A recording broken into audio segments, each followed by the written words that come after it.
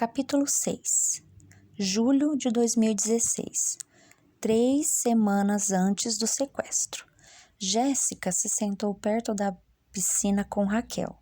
Na noite seguinte seria a festa de Matt. Nicole não pôde encontrar as amigas e, portanto, essa era a primeira sexta-feira em todo o verão que as três não passavam juntas. A desculpa de Nicole foi a visita de uma tia e o jantar subsequente ao qual seus pais exigiam que ela comparecesse. Se tivesse feito birra do jeito que costumava fazer quando forçava algo tão estúpido quanto jantar com sua tia na sexta-feira à noite, ela poderia ter se livrado. Porém, a verdade era que a casa e a piscina da Raquel, a Bahia e os namoricos com rapazes do ensino médio, pelos quais ela não tinha o menor interesse, simplesmente não mais a seduziam. Aqueles momentos pareciam ter se apagado para Nicole.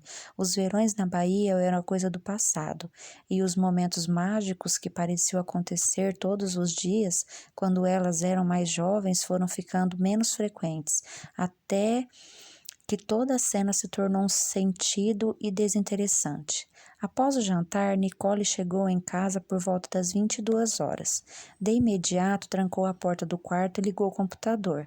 Ela devia conversar com ele esta noite, e a expectativa lhe despertou desejo.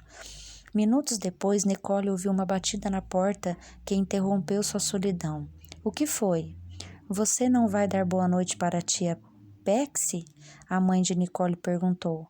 Boa noite, tia, ela gritou de sua mesa. Boa noite, querida. Nicole ouviu sua mãe e sua tia se afastarem da porta fechada do quarto. No início da noite, no restaurante, ela vira a mãe fazer um gesto negativo com a cabeça quando a tia Pexi perguntou sobre o cabelo preto, o delineador preto e o batom preto de Nicole. Simplesmente ignore, sua mãe disse baixinho. Ignorar as coisas foi tudo que sua mãe e sua tia sempre fizeram. O que mais poderia explicar a presença da tia Pexi na Carolina do Norte nos últimos 3 dias sem se lembrar de Julie? Ignore algo por tempo suficiente e o problema desaparecerá. Esse era o lema não verbalizado da sua mãe.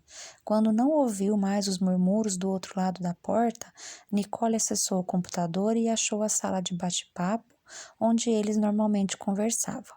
Às vezes, eles se deslocavam para outros sites, por insistência dele, como se alguém os estivessem perseguindo e espionando suas conversas. Ela digitou. Oi, você está aí? Em instantes, a resposta chegou. Nick, onde você estava? Tentando encontrá-lo. Você se escondeu de mim? Ah, você é muito misteriosa. Então, o que está rolando, doçura?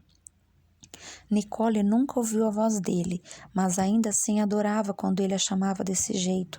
Nenhum garoto da Emerson Bay teria a coragem de falar com ela dessa maneira. A maioria mal conseguia manter um contato visual, que diria se envolver numa conversa plena.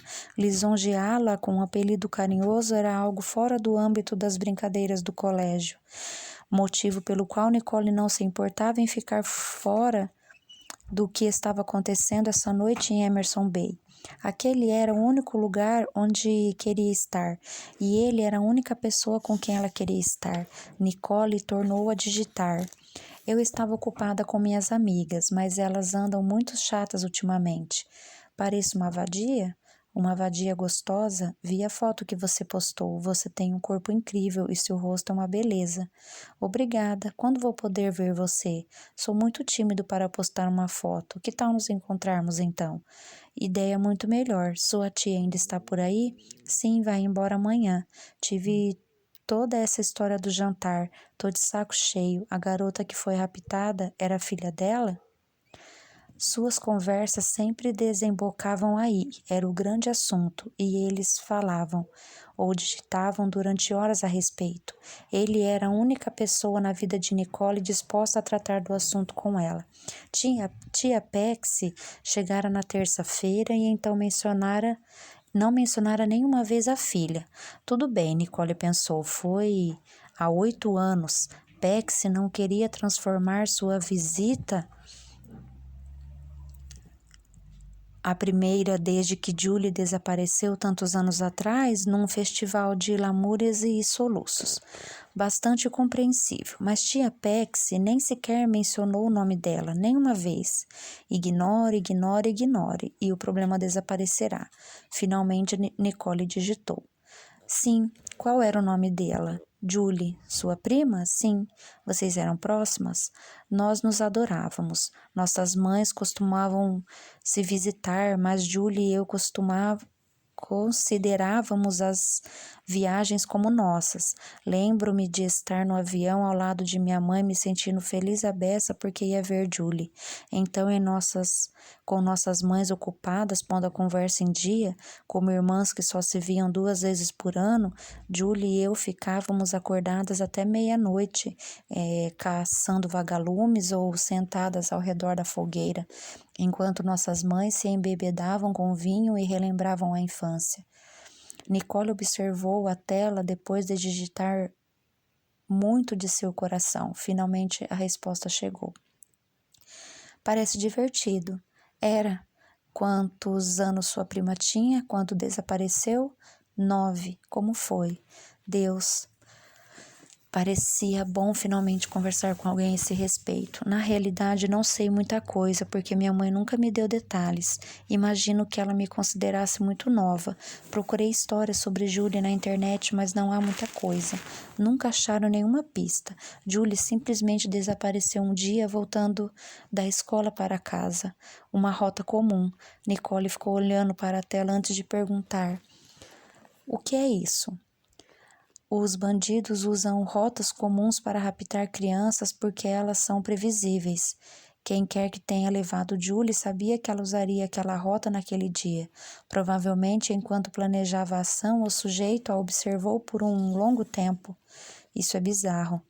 Totalmente. Ele deve ter esperado, observado com quem Julie andava e calculado em que pontos durante a caminhada da escola para casa ela estaria sozinha. Planejou sua janela de oportunidade perfeitamente, então. Houve uma pequena pausa na digitação.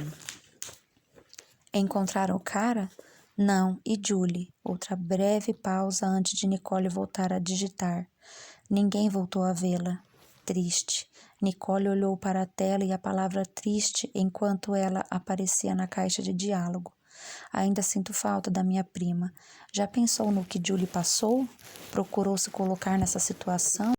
Nicole ficou observando a questão diante de si. Por esse motivo, ela era incontrolavelmente viciada nas conversas entre os dois. Pensara naquilo durante anos. Queria saber como Julie fora levada e como se sentira ao se dar conta de que não ia voltar para casa. Perguntava-se se Julie embarcara no carro por vontade própria ou se ele a forçara. Perguntava-se para onde ele a levara e o que fizera com ela. Da forma doentia, pensava muito sobre tudo isso, durante os dias e às vezes até enquanto dormia. Em muitas ocasiões, em seus sonhos, ela e Julie caçavam vagalumes, mas dentro das fantasias mais sombrias havia imagens nebulosas de Julie chorando no armário escuro, assustada demais para abrir a porta e buscar ajuda. Finalmente, os dedos de Nicole se moveram pelo teclado. O tempo todo. Pausa longa. Eu também. Penso em meu irmão, Joshua. Imagino em algum lugar escuro, assustado e sozinho. Sinto vontade de chorar, mas não consigo parar de pensar nisso. Esse lance nos torna estranhos, esses pensamentos? Não sei, acho que não. É melhor do que fingir que Julie nunca existiu, como minha mãe e minha tia fazem. Nicole ficou imóvel e esperou uma resposta, que enfim chegou. Quero te contar um segredo, mas só se você prometer guardá-lo. Prometo. Nicole fixou o olhar na tela.